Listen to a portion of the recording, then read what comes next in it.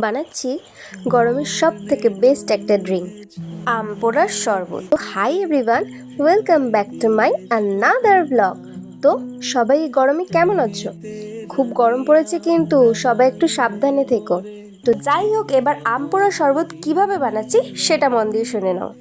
তো প্রথমে মা আমগুলো উনুনে পুড়িয়ে নিয়েছে, তারপর জল দিয়ে ভালো করে ধুয়ে আমের খোসা ছাড়িয়ে নিল।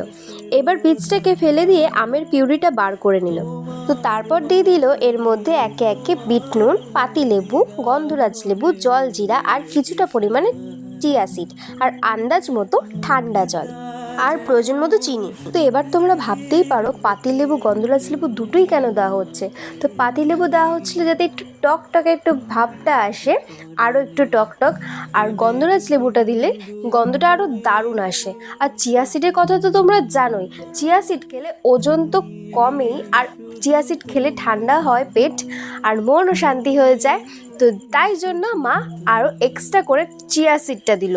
তোমাদের কাছে না থাকলে তোমরা স্কিপ করতে পারো, আর যদি থাকে তাহলে অবশ্যই দিয়ে দেখো, দারুণ লাগবে টেস্টটা। আর জল জিরাটা দেবে জলের পরিমাণ অনুযায়ী।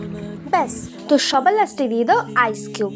তাহলেই হয়ে যায় রেডি আজকের আমাদের রেসিপি আম পোড়ার শরবত। তো এই গরমে বাড়িতে সবাই একবার একটু ট্রাই করে দেখো, মন প্রাণ একদম জুড়িয়ে যাবে, আমি গ্যারান্টি দিয়ে বলতে পারি। তো ভিডিওটা ভালো লেগে থাকলে অবশ্যই লাইক, কমেন্ট, শেয়ার অ্যান্ড চ্যানেলটাকে সাবস্ক্রাইব করে দিতে হবে। আর পাশে থাকা বেল আইকনটাকে টুং টুং করে দাবিয়ে দিতে হবে, যাতে আমি যখনই তোমাদের সাথে ভিডিও শেয়ার করি যেন আমার ভিডিও তোমাদের কাছে আগে পৌঁছে যায়। তো আজকের জন্য টাটা।